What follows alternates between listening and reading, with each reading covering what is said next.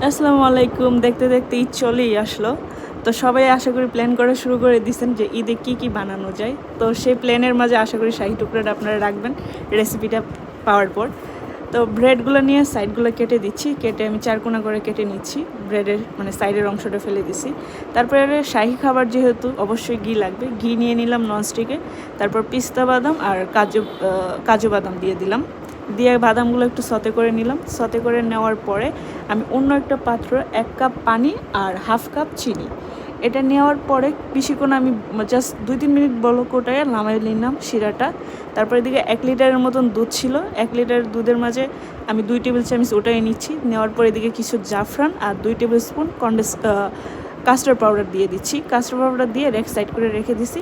তারপর দুধের মাঝে লবণ আর কন্ডেন্স মিল্ক, আপনারা চাইলে চিনিও দিতে পারেন। আর যে বাদামগুলো সতে করে রাখছি সেই বাদামগুলোও দিয়ে দিছি। তারপরে সেদিকে যে দুধ আর কাস্টার্ড পাউডার রাখছিলাম সেটাও দিয়ে দিছি। তারপরে একটা ননস্টিকের তেল নিয়ে নিলাম আর ঘি নিয়ে নিলাম। আমি ব্রেডগুলো বেজে নিচ্ছি। আপনারা চাইলে পুরা ঘি দিয়ে বেজে নিতে পারেন, আর না হলে তেল দিয়ে বেজে নিতে পারেন। ঘি দিয়ে ভাজলে টেস্টটা আর কি ভালো আসে। তারপরে যে কোনো একটা জিনিস আপনাদের ঠান্ডা করে নিতে হবে, এক প্লেট সুগার সিরাপটা, নাহলে ব্রেডগুলো। আর ওইদিকে যে গ্রেভিটা করছেন এটার জন্য অবশ্যই ঠান্ডা থাকে। তারপর আমি সুগার সিরাপে ভিজায়ে গ্রেভিটা উপরে দিয়ে দিলাম।